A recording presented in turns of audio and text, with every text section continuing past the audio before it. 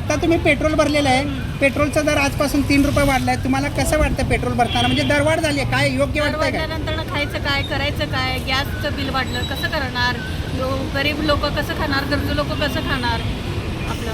आणि आता गॅस तुम्ही स्वयंपाकांसाठी जे वापरताय ते वेळेवर मिळते का तुम्हाला? मागच्या नाही 2-3 मिळत, महिन्यात नाही. किती दिवस लागतं मिळायला? 30 दिवस वेटिंगला आहे. वेटिंग 15 आणि नंतर नंबर लावल्यावर किती दिवसांनी येतं टाकी? 15 दिवसांनी येते. 15 दिवस लागतात. 15 दिवस लागतात. काय एकंदरीत या परिस्थितीचं योग्य जर नियोजन केलं असतं तर अशी परिस्थिती आली नसते असं वाटतंय का? हो, वाटतं की वेळेत काय तर निर्णय घ्यावा हे सरकारने, असं आम्हाला वाटतं. अच्छा. हां. आणि मग हे दरवाढचं काय? पेट्रोलचे 3 रुपयाची जी दरवाढ झाली. 3 रुपयांनी दरवाढ जे केले, हां. मग आता लोकांनी गाडी वापरायची कसं करायचं? आपण ह्या प्रत्येक गोष्टीने विचार करणं गरजेचं आहे. सरकार इलेक्ट्रिक गाडीकडे देश जात आहे. पंतप्रधान मोदींनी आवाहन केलंय पेट्रोलची इंधनाची बचत करा. इलेक्ट्रिक गाडी असं म्हणतात. इलेक्ट्रिक गाडी आता ह्या उष्णतामुळे कधी स्फोट होण्याची शक्यता असते. हां.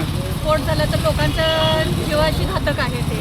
पेट्रोल कसं आपण कुठेही यूज करू शकतो, कुठेही जाऊ शकतो, भरू शकतो, पण ती धोकादायक आहे इलेक्ट्रिक गाडी असं आम्हाला वाटतं.